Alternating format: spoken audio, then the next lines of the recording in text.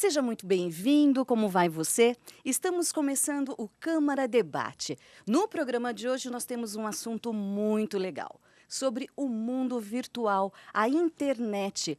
Até que ponto a gente pode se expor na internet, nas redes sociais? Há um limite?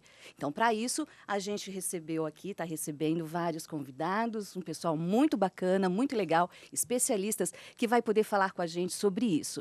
Eu e o Matheus Camargo, que é o meu colega aqui da TV Câmara, jornalista. Bem-vindo, Tudo Matheus. bom, Jaque?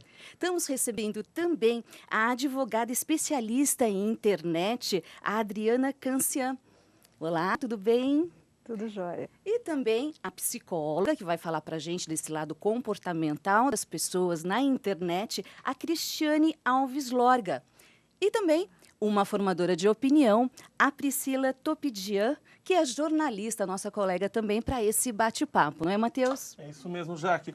E o assunto vai render bastante. Já para começar, pondo lenha na fogueira, vamos pedir para o Fernando lá na edição passar um vídeo sobre os crimes da internet, que eu acho que vai servir para pôr lenha aqui na nossa discussão. No Brasil, os principais crimes cometidos pela internet são contra a honra, no caso, injúria, calúnia e difamação, a exibição de conteúdo sexual envolvendo crianças e adolescentes e a divulgação de textos e imagens de conteúdo racista e preconceituoso, além de fraudes envolvendo cartões de crédito. A grande dificuldade na investigação desses delitos é a falta de uma legislação específica para a internet, mas o acusado não fica ileso. Em crimes desse tipo, como pedofilia, plágio e difamação, por exemplo, o réu é autuado dentro da lei do Código Penal de 1941. Vários foram os casos de difamação no meio virtual que chegaram ao Superior Tribunal de Justiça. Um dos primeiros foi o caso de um desembargador do Tribunal de Justiça do Mato Grosso, que enviou uma carta repleta de denúncias contra uma deputada estadual. Pela primeira vez, o prazo prescricional previsto na lei de imprensa foi aplicado em crimes de calúnia, injúria e difamação praticados pela internet. Em fevereiro de 2007, o STJ entendeu que o envio de fotos pornográficas de menores por e-mail era crime. O assunto chegou à corte depois de uma decisão do Tribunal de Justiça do Rio de Janeiro, que assegurava que só existiria crime se houvesse publicação do material e não apenas divulgação. No ano passado, a corte julgou um caso em que um homem foi indenizado por ter o nome e o telefone divulgados em um site de anúncios sexuais. O diferencial é que a quarta turma reconheceu que o provedor que hospedou o anúncio deveria responder solidariamente pelos danos causados, pois participava da cadeia de prestação de serviço. O usuário tem uma falsa impressão de anonimato na internet. Essa impressão ela é muito distante da realidade. Toda atuação na internet, todo utilizar da internet deixa rastros. E, obrigatoriamente, o próprio protocolo da internet é um protocolo que deixa rastro com os servidores. Então, da mesma forma que existe uma investigação criminal no mundo real, existe uma investigação criminal no mundo virtual. E o usuário que acha que está navegando anonimamente não está. Ele pode ser localizado e pode responder por qualquer crime praticado pela utilização da internet. Uma lei de 1941, regendo esse universo tão recente. Essa lei está dando conta, ainda está dando conta, o que precisava ser feito da parte jurídica, da legislação, para melhorar esse mundo da internet, essa vigília desse mundo virtual? O que a senhora entende? Na verdade, o que acontece é o seguinte, existe uma diferença entre crime eletrônico e crime praticado por meio eletrônico. Quando você comete, por exemplo, um estelionato pela internet, isso não significa que o tipo penal, que é como nós chamamos tecnicamente, mudou. Você mudou só o meio. Perfeito. Então, isso faz com que o mesmo tipo penal possa ser aplicado nessa situação, ainda que o meio seja eletrônico. Então, tá isso tudo bem, então... Tranquilo. Mas... em 2012, nós tivemos a Lei Carolina Dickmann, né, que é uma lei curtinha, que acabou acrescentando alguns artigos a um artigo já existente do Código Penal que falava sobre a invasão de dispositivo eletrônico. Obviamente que, sendo o Código Penal de 1940, não existia na sua disposição original um texto que falasse a esse respeito. Então, essa Lei Carolina Dickmann, ela acabou acrescentando esses novos artigos ao Código Penal e hoje nós temos um crime que é específico de invasão de meio eletrônico, o computador, por exemplo, para dar uma ideia mais geral. Então, assim, de um modo geral, nós podemos dizer que a legislação que existe, ela dá conta de todos os crimes ou de todas as situações em que ocorrem ilícitos, mesmo que seja pela internet. Aqui em Rio Preto, vou trazer para a realidade aqui da cidade, a senhora é especialista em internet, esse tipo de universo. Como é que está a procura pelos clientes? Existe uma demanda, existe uma procura aqui? Tem crime praticado pela internet aqui em São José do Rio Preto? Já estamos nesse Temos nível?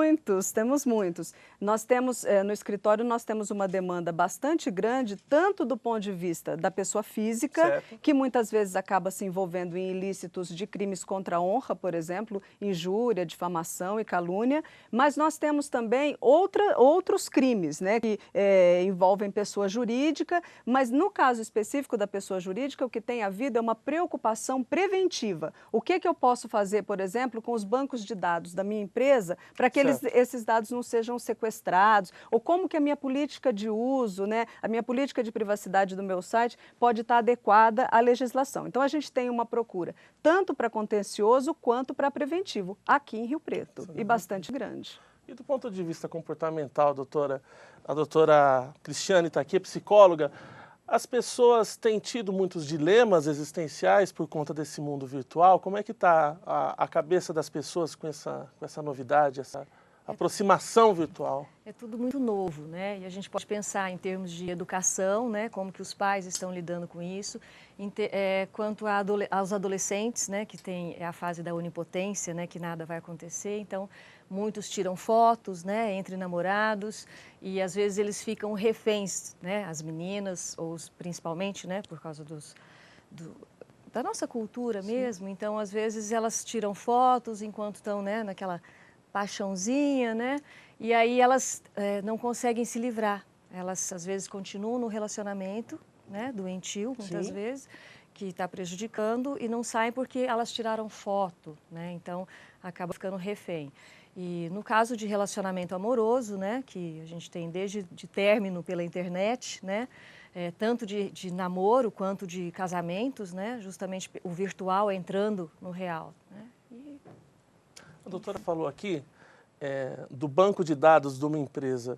Hoje em dia, um marido, uma mulher que entra em contato com o WhatsApp do seu companheiro, da sua companheira, entra em contato com um banco de dados da pessoa ali e fica aquela pergunta, talvez, se você não quer saber, não quer achar, não procure. É bem por aí mesmo? Como é que hoje em dia os casais estão se relacionando com isso?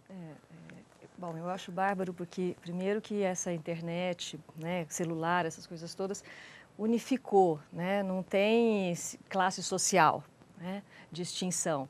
E essa coisa, então, de casais, né? Então, tem as dicas, né? Então, se o marido começa a esconder ou a mulher começa a esconder muito e colocar senha e troca senha, e então fica, né, acaba ficando... causa um mal-estar. Daí o outro fica mais atento. Mas antes era liberado, agora não é mais, como é? Que é isso, né? Tá apitando muito. Então, e ao mesmo tempo, né, então tem algumas namoradas, algumas esposas, e que confessam, né? Porque eu vou lá e eu dou uma olhada assim, ou mesmo os maridos e namorados, e aí a gente se pergunta até que ponto, né, é invasão de privacidade, né, da individualidade do outro, até que ponto é insegurança, né, perseguição, né, obsessão. Então, é sempre importante a gente pensar não nos extremos, né, mas no equilíbrio.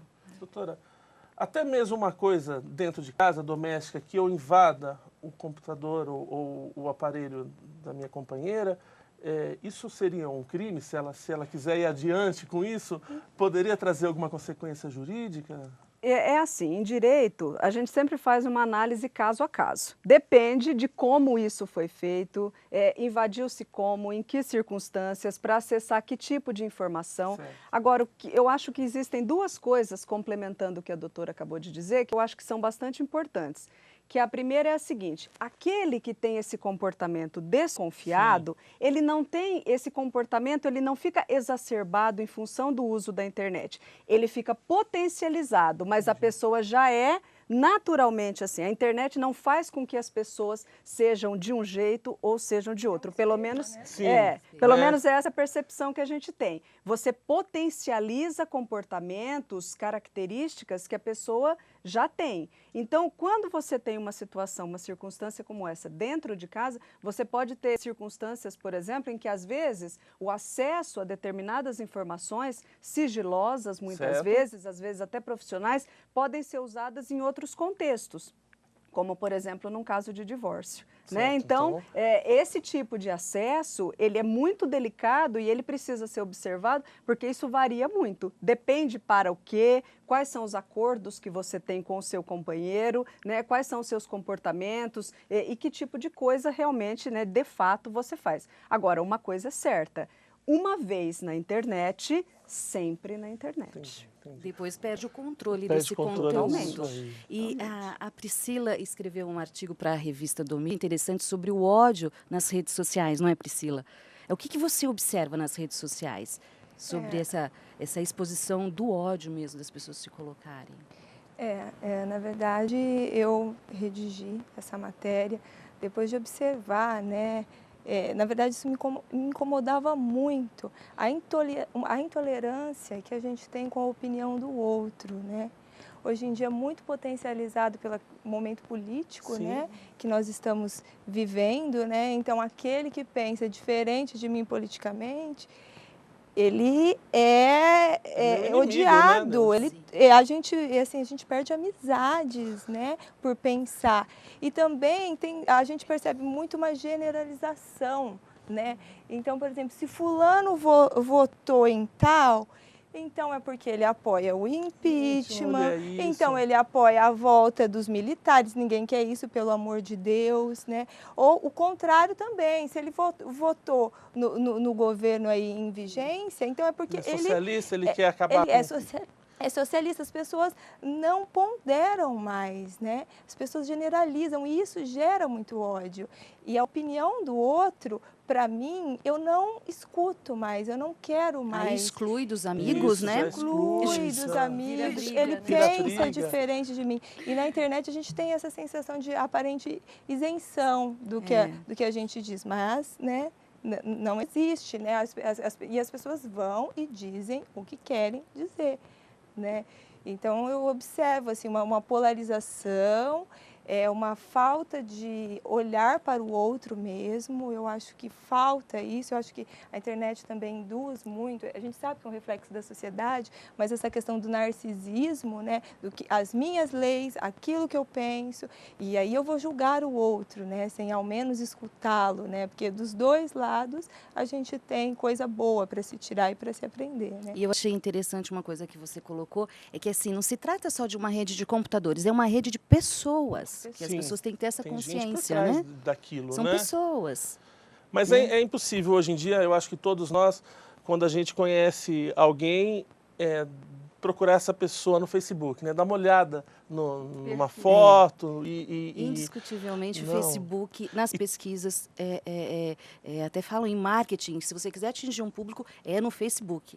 Tinha uma coisa que me irritava Twitter, muito. outra é o Facebook. Vamos lá, conheci a doutora Cristiane e entrava no Facebook dela, todas as fotos bloqueadas. Eu falei assim, essa pessoa tem algo a esconder, por que ela está bloqueando essas fotos dela? Algum problema ela tem. Configuração de privacidade. Algum problema ela tem. E uma outra amiga também comentava que ela odiava quando alguém não deixava você ver os amigos da pessoa, quem ela tinha de amigos no Facebook. Ela falava também, está fazendo coisa errada, é impossível. Que uma pessoa que não está fazendo coisa errada, não deixa, não deixaria a lista de amigos lá. E, na verdade, é privacidade, né? Às vezes, profissionalmente, a gente não pode se expor, né? Ô, Priscila, você que está mais em contato com, por ser jornalista, hoje em dia, em termos de relacionamento, ainda está aquele boom, assim, muita gente se conhecendo pela internet ou não? Uma coisa mais acho que mais terminando pela internet, né? Não se conhecendo, Eu né? acho que os dois. Acho que terminando... Agora pelo WhatsApp, né? Porque hoje em dia nós estamos, até por essa questão de tempo também, né? A gente está muito atrás do computador. E tem essa questão também, por exemplo, eu chego em casa cansada, eu não vou sair para me relacionar, mas ali eu tenho a possibilidade de conversar sem poder até me preparar para ir, sem poder estar no meu melhor, né? Aparentemente falando. Sim. Então eu acho que aumentou, eu acho que cresceu. Entre amigos eu tenho assim vários amigos que se conheceram pela internet, até pela questão das afinidades também, né? Que acaba, ao mesmo tempo que a gente tem esse ódio, né, que há em alguns grupos, aquele que pensa diferente, também a gente consegue se unir, né, as pessoas que têm uma afinidade musical, cultural, e aquilo ajuda a gente também na hora de fazer a escolha, né, pelo parceiro. A gente só tem que tomar cuidado com essa questão da palavra, porque às vezes, né, no dia a dia, a gente não é bem por aí, né? Eu acho que a convivência, né, é super importante, mas eu acho que aumentou muito, sim, a questão dos relacionamentos. Sim. E o que web. é sobre esse mundo blue, azul, que todo mundo coloca nas redes sociais, né? Parece que a vida da pessoa é linda, maravilhosa, né? E é aquela coisa do tem que, né? Então a gente tem que ter acesso ao outro, a gente tem que, né, conversar. Telefone, como assim? Mas, né? Tem até, acho que é Porta dos Fundos, Parafernália, que eles colocaram que o tal do Raul, ele estava lendo um livro e ele se desconectou totalmente, né? E aí, 2 horas depois, começou a chegar um monte de amigos. Mas você está vivo? Mas você está bem? Mas você tá... né? Eu te mandei mensagem, eu te mandei WhatsApp, eu te mandei não sei o que, dei todos os nomes, né? Que eu nem sei quanto nome que tem. Eu estou aqui lendo um livro, eu só estou lendo um livro. Não, porque a gente achou que você tivesse sido sequestrado, já olhamos até em todos os casos. Então começa a ficar, é persecutório, né? Aquela coisa de... E aí, então, se ele não foi encontrado, ou se ele foi encontrado, mas então ele gosta disso, ele gosta daquilo. Nunca imaginei que ele fosse capaz disso, né? Que ele... Visualizou a mensagem e não respondeu, né? Visualizou o que aconteceu, justamente, né? Mas, né? Às vezes a gente, né? Eu tenho filho adolescente, né? Então, fala assim... Peraí, mas você foi dormir tal hora, como que você não entrou em contato, não falou? Porque você estava com a fulana e a ciclana, mas ela dormiu nesse horário? Ela disse, mãe, você está aprendendo a mexer? Né? Eu falei, Então, o interessante também é que a gente pode ser quem quiser, né? Então, tem as pessoas que não pensam muito antes de postar, né? Mas tem aquelas que são bem articuladas, que conseguem montar a imagem que elas querem, de repente, até uma falsa imagem, né, para atingir determinados objetivos. E dentro do que a Jaqueline falou, né, Priscila, quando a pessoa, quando você entra no Face, dificilmente tem coisas tristes, né? E aí os outros vitoriosos, né? Só, né? Lindos, maravilhosos. Até depressão, Não, tem uns que você olha e depois você vê pessoalmente, você fala, é a mesma pessoa, né? Que tá... Não, eu não reconheço as fotos de perfil. Eu tenho que ver o nome. Já vai pela foto. Sim. Mas aí isso gera muita angústia, ansiedade, se a pessoa não está bem, né? Então ela fala assim, gente, está todo mundo, todos os meus amigos estão bem, né? E dá uma angústia muito grande. Se a pessoa já tem uma propensão, né? Se ela está numa fase que, né, já está ruim, ela começa a entrar em parafuso, né? E aí pode virar até uma doença, virar depressão, pode... Enfim, dependendo do grau da pessoa, existem até suicídios que a gente tem, né? De artistas, né? E gente não tão famosa. Então, é o lado perigoso, né? É sempre, né? Os extremos não são saudáveis, né? Eu queria pegar um gancho no que a Priscila falou sobre a liberdade de expressão. Porque todo mundo escreve tudo o que quer baseado na liberdade de expressão.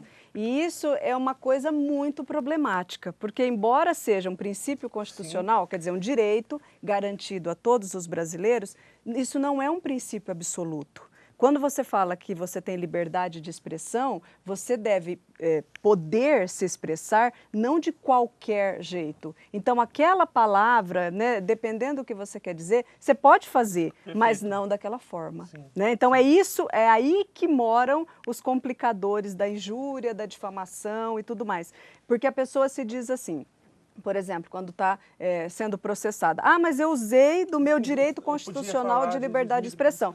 Mas do mesmo jeito que você tem liberdade de expressão, você tem dignidade da pessoa humana. Então você não pode, a despeito de querer dizer o que você pensa, ofender o outro. E a própria dignidade, né? Exatamente. Sim, né? Você acaba se expondo. Porque né? constitucionalmente não existe sobreposição de princípios. Liberdade de expressão não é mais importante do que a dignidade da pessoa humana. Claro. Eles estão ali, pareados. Então, você pode se expressar, desde que isso não ofenda a dignidade do outro. Então, é por isso que existem formas e formas de fazê-lo. Nesses discursos de ódio, a gente vê muito esse descuido. Né?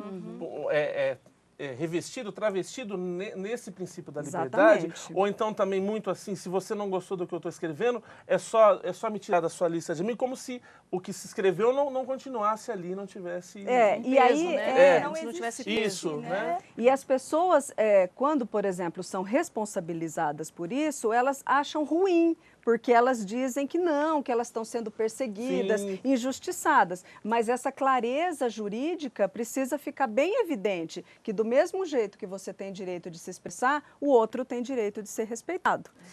A gente só consegue fazer essa inversão quando a gente se coloca no lugar de quem está sendo ofendido. Né? Ô, Adriana, já existem, eu acredito que aqui em Rio Preto não, mas delegacias, pontos do judiciário que são específicos para crimes de internet? Não existem varas especializadas, pelo menos na Justiça Estadual Paulista, Perfeito. mas em São Paulo existem 2 delegacias especializadas em crimes eletrônicos. Perfeito. Aqui no interior nós não temos nenhuma, mas em São Paulo 2. Belo Horizonte também foi a Belo precursora, não foi a Horizonte primeira, também eu temos, acho? e temos um trabalho muito interessante em Porto Alegre, com um delegado que está sempre nos eventos acadêmicos, divulgando todo o trabalho, inclusive preventivo, que é feito junto à delegacia de Porto Alegre. Aqui em termos domésticos, nossos aqui de Rio Preto, quem se sentir ofendido ou quem tiver qualquer problema, pode procurar qualquer delegacia. Pode procurar qualquer delegacia. Primeiro procura um bom advogado, né? De preferência. É porque, na verdade, tem uma questão aí que é temporal, né? Quando você vai lá na delegacia e registra um boletim de ocorrência, você tem ele vai entrar na fila. Né? Tá. E aí o Marco Civil da Internet diz, por exemplo, que o provedor de aplicação, Facebook, ele só tem obrigação de guardar os dados por 6 meses. Então, se aquilo lá ficar na fila e demorar muito, você vai perder. Eu gostaria de pedir só uma pausa, a conversa está muito boa, o diálogo. Nós vamos fazer um breve intervalo e daqui a pouquinho a gente volta para continuar falando sobre o mundo virtual, a internet, os cuidados que a gente tem que ter. Aguarde um instante só.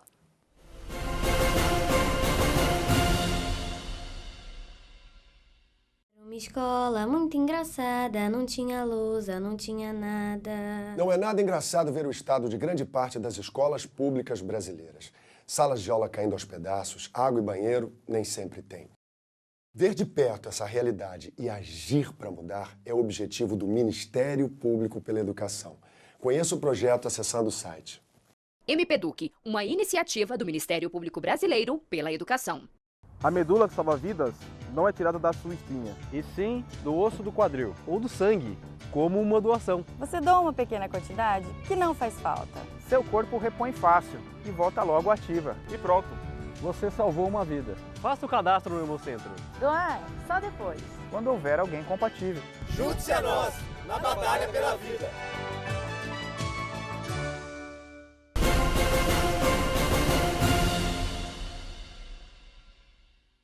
Estamos de volta com o Câmara Debate. Hoje nós estamos falando sobre o mundo virtual, a internet, redes sociais, como a gente deve se comportar neste mundo virtual. E para isso, a gente está recebendo as nossas convidadas, o Matheus. Mas antes da gente continuar nosso bate-papo, eu quero dizer que você pode participar do Câmara Debate. Você pode mandar uma sugestão de um tema que você queira que a gente converse aqui. Mande para o nosso e-mail tvcamara@câmarariopreto.com.br. A gente fica esperando a sua sugestão. Bem, e para a gente continuar a nossa conversa, vamos assistir uma matéria que continua falando sobre esse problemão que é a internet é muito legal, mas é perigosa. Vamos ver. Essa jovem que tem vergonha de mostrar o rosto teve o nome incluído em uma lista de supostas garotas de programa. Eram mais de 300 nomes de mulheres de 12 estados brasileiros que foram compartilhados nas redes sociais e em aplicativos de mensagens instantâneas. As pessoas que me procuravam me mandavam foto pornográfica, me perguntavam o preço, onde que eu atendia. Algumas pessoas mandavam oi, se eu não respondia, falava que eu era grossa. Outras já mandavam fotos de partes íntimas. Outras já perguntava logo de cara quanto era o preço e aonde que eu atendia. Perguntavam onde que eu morava e todos pediam foto minha, fotos nuas. Na lista apareceram nomes, apelidos, números de telefone com DDD e, em alguns casos, até o valor que seria cobrado pelo programa.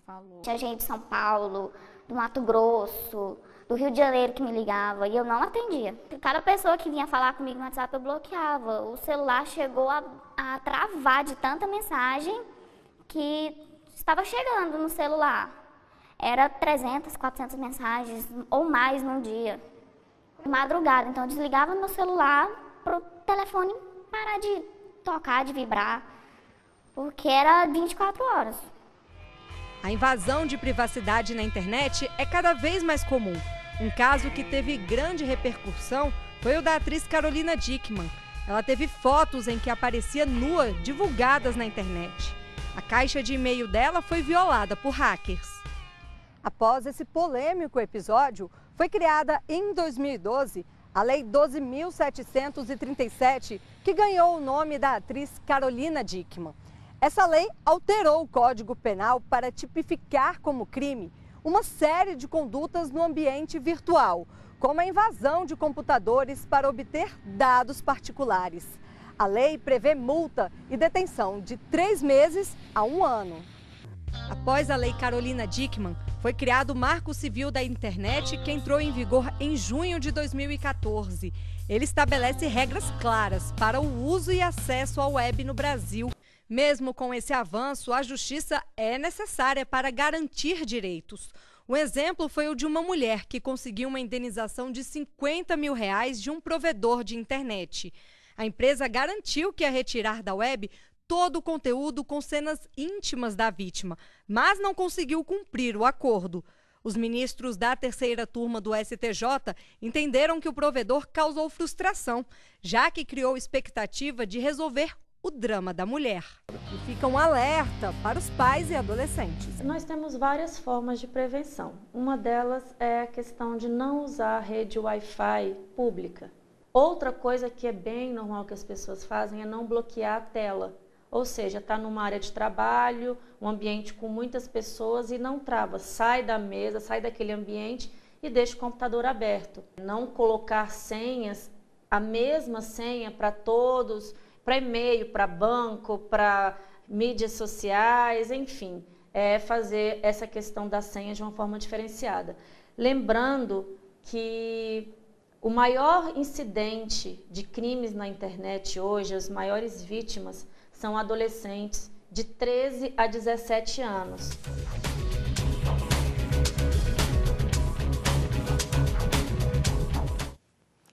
Como a gente pode ver, preocupante. 13 a 17 anos são as maiores vítimas e nossas crianças também. E não adianta mais eles mudarem de cidade, né? Porque daí chega numa outra cidade e acha que, né, ninguém conhece, quando você menos espera, já está na internet. Tem uma postagem, alguma... O que me chamou a atenção, primeiro que me já deu atenção, a doutora Adriana antenadíssima, tudo que ela falou no primeiro bloco, a nossa advogada afiada. Foi muito bem escolhida. Foi muito bem escolhida. É nosso ramo de negócios.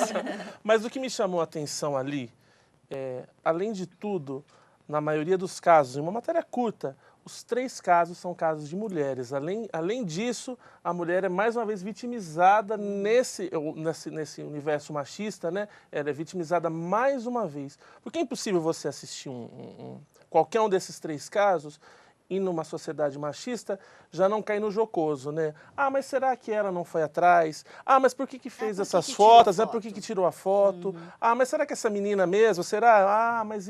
Então, eu acho que isso só reforça uma sociedade muito machista e muito desigual e até nisso é um privilégio das mulheres serem as mais afetadas, né, vitimizadas nesse caso.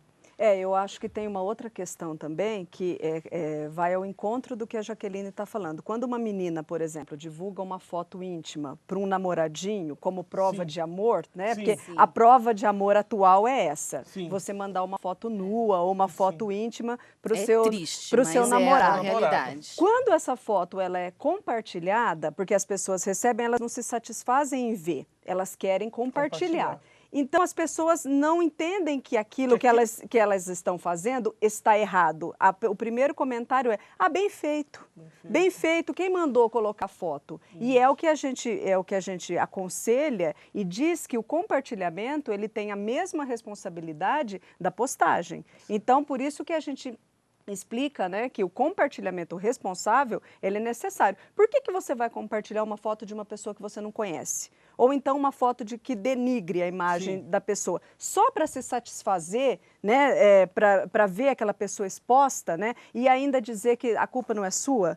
Que a culpa é a pessoa que tirou o problema dela, né? E não é isso. A responsabilidade civil e penal, ela é a mesma de quem compartilha e de quem posta. Eu estava vendo no STJ que diz que essas pessoas que são acionadas pela justiça para responder algum ato assim na internet, de divulgar foto, alguma coisa nesse sentido, eles dizem que a justificativa era uma brincadeira. Será que era uma brincadeira? Vocês acreditam nisso? Que era brincadeira?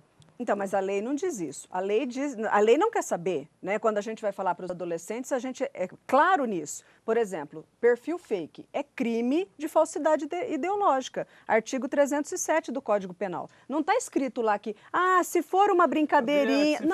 Não interessa. Você fez um perfil fake, principalmente se esse perfil era para servir a outro fim... Como, por exemplo, muitas vezes alguém faz o perfil fake para extorquir uma outra pessoa. Então, a lei não prevê se é brincadeira ou se é sério. Prevê a conduta. Perfil fake é crime de falsidade ideológica e ponto. E dentro dos adolescentes, né, é a onipotência, né, que é uma característica do próprio adolescente, que acha que não vai acontecer nada com ele, né? Então, não imagina, né, ficam os pais, né, das consequências, mas não imaginam que isso possa acontecer e ficar desse tamanho, né, de tal forma que eles não conseguem, eles têm que mudar de cidade, eles não conseguem mais ser, eles não sabem nem quem são eles, né? Então, virou uma outra identidade.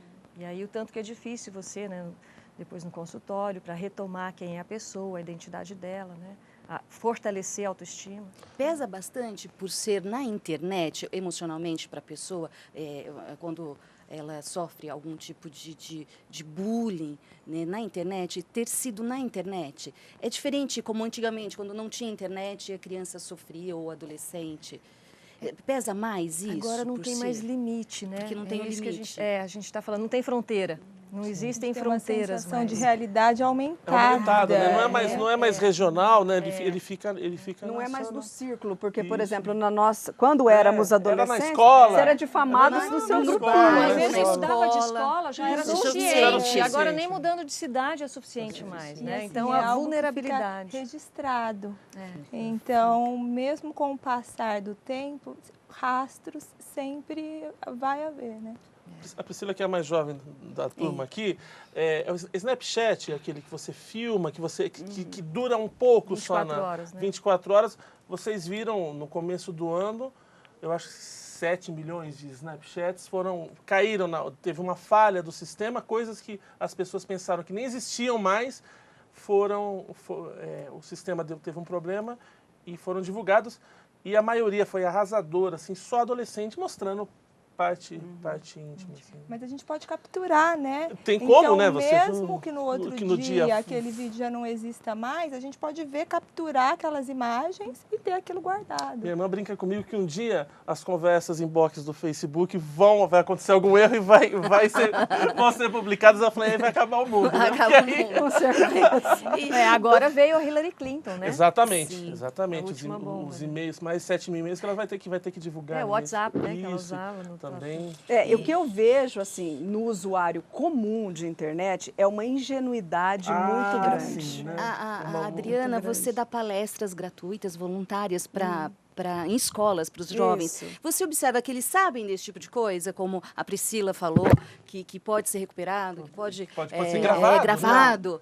Eles não têm noção? Alguns têm essa, assim, uma ideia, aqueles que têm mais um perfil hacker, assim, no sentido de ficar fuçando lá, mas muito poucos. Quando você começa a estender isso para o âmbito jurídico, eles levam um susto. Para consequência. Que isso eles sério.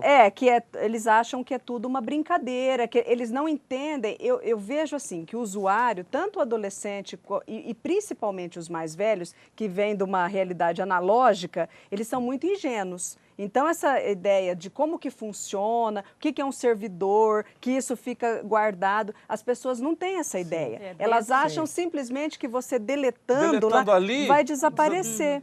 Então, o comum é as pessoas não terem essa ideia. E é por isso até que as pessoas se metem em tantas encrencas. A gente estava falando. Porque elas acham que não vão ser... Justamente disso, da ingenuidade, né? Dessa coisa de Facebook. Estou viajando. Ah, que bom. Era tudo que o ladrão queria saber, isso, né? Você está viajando, então... Tô na praia, só volto semana que vem. Escolas, entra e sai tal horário. O que a gente fala para as pessoas, assim, de um modo geral, é que se você não quer, você não deseja que aquela informação, em hipótese nenhuma, algum dia da sua vida venha a público, você nunca, jamais publique isso. Ah, mas eu guardei na nuvem, porque não existe essa 100% de segurança técnica. Um dia esse dado pode vazar. Nem assim, né, Adriana? Porque, na verdade, você tem um amigo que você não tirou, não gostou daquela foto, você não postou, mas você tem um amigo que estava junto, tem outro, e acaba não pensando na privacidade, né? Será que eu posso expor o meu amigo, a minha amiga, para os mais jovens, eu acho importante a gente se preocupar com essa questão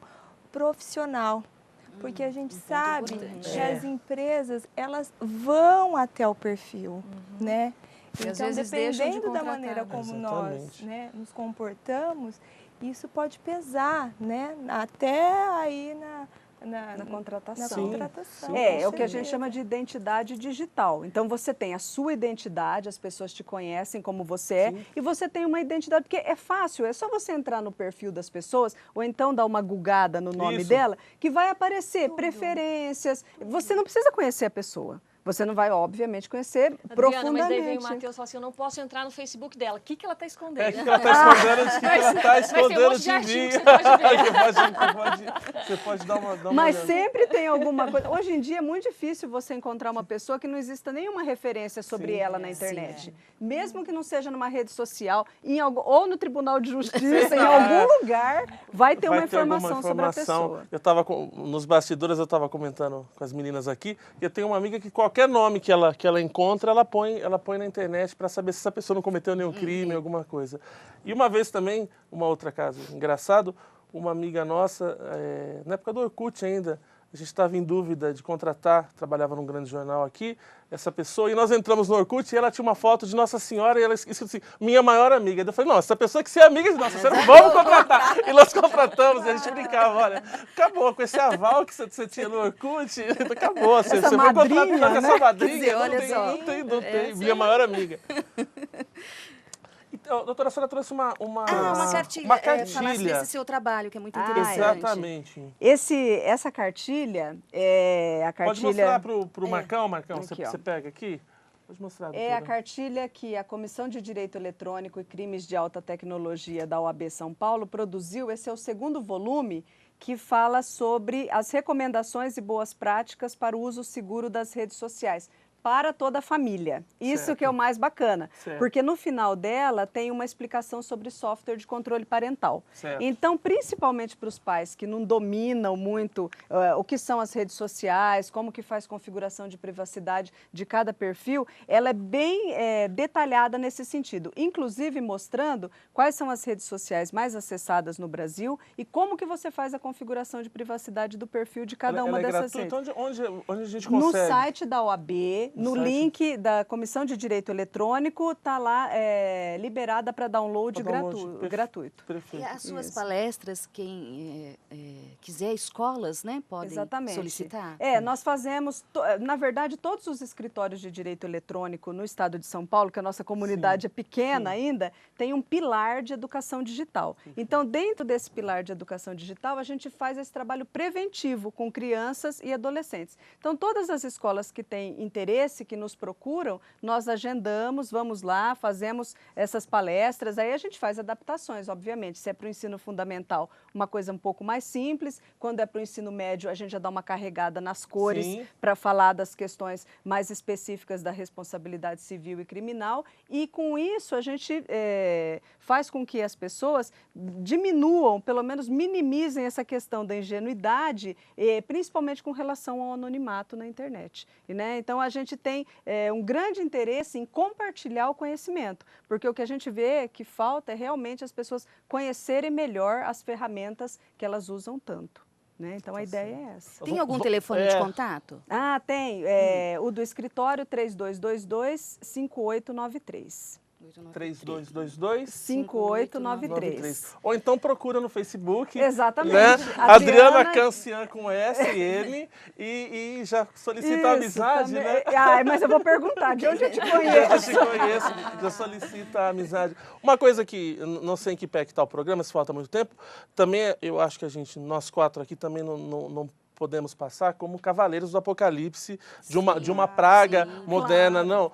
Que a internet, as redes sociais, ela é uma coisa muito bacana, é um negócio que abriu a possibilidade de você reencontrar amigos que você não via há muito tempo, de conhecer gente. A Priscila era minha amiga, não é minha amiga do Facebook, a gente nunca havia interagido. Eu já te admirava, exatamente. Já lia seus artigos. Eu já sabia da sua vida, via você em festas, em coisas, mas ela tem uma vida agora que eu gostaria de ter, né?